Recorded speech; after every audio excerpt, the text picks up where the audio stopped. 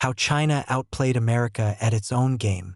For most of the 20th century, America dominated the world's story.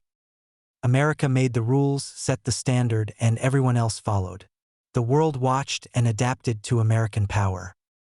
But in the 21st century, one rising country decided it wasn't going to follow the script anymore: China. China didn't just challenge America. It studied America, copied America, then step by step learned how to outplay America. This is the story of how China turned America's own playbook into a weapon and changed the entire global game. For years, Western stereotypes were simple. China made cheap products. America made ideas, brands, and cutting-edge innovation. Quietly, that flipped. China began turning itself into the factory of the world, producing almost everything at massive scale. Western companies rushed in, attracted by low labor costs and speed. American brands gained profits. China gained something far bigger. China collected experience, technology, and leverage. The country upgraded from simple assembly lines to complex, world-class industrial ecosystems. Then came the next phase: huge investments in R&D, universities, and STEM talent, backed directly by the central government. Tech giants like Huawei, Alibaba, Tencent, and BYD rose with state support, turning China into a powerful digital ecosystem. The national goal was clear: move from made in China to designed in China, then invented in China. Meanwhile, America left most industrial policy to the market. China treated its economy like a grand, long-term strategy game.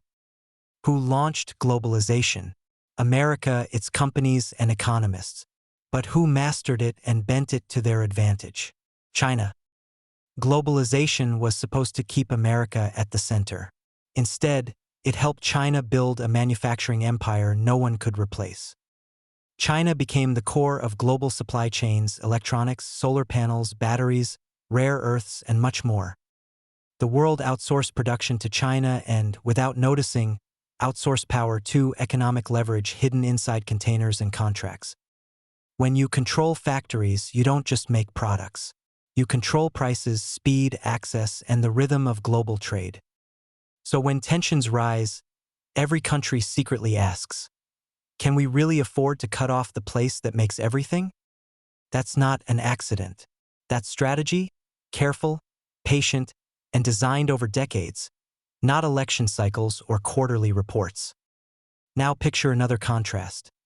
In America, infrastructure debates drag on for years: environmental reviews, court battles, political gridlock, budget fights. In China, once a decision is made, construction begins. The machines move first, and the arguments come much later, if at all. China built the world's largest high-speed rail network, connecting hundreds of cities with fast, efficient, futuristic trains. It constructed entire new districts, ports, airports, and industrial zones at a pace that felt unreal to Western observers. Infrastructure isn't just concrete. It's time, speed, and coordination. Fast trains, deep ports, and modern cities that attract investment and talent. While America repairs aging bridges, China builds new cities of the future, using the same playbook America used in the 20th century. For decades, America led through institutions like the IMF, World Bank, and alliances, using loans and trade deals to shape the world. China watched carefully and launched its own version, the Belt and Road Initiative, stretching across continents.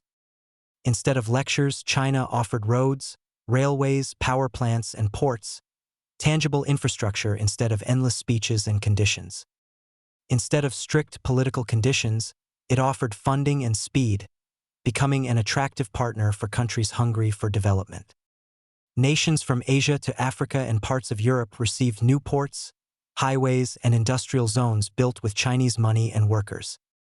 In return, China gained long-term contracts, political goodwill, and strategic footholds along critical trade routes and maritime choke points.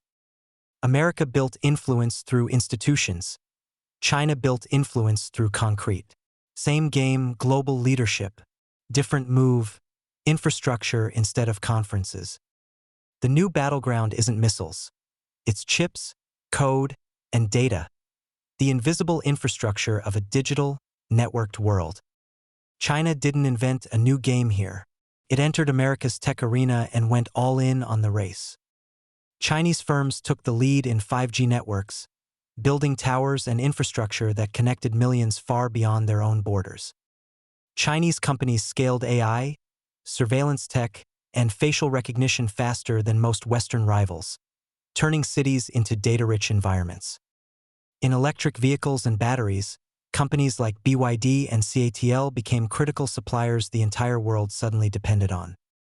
America woke up late. It began restricting chips, equipment, and Chinese tech firms, trying to slow a race it once led.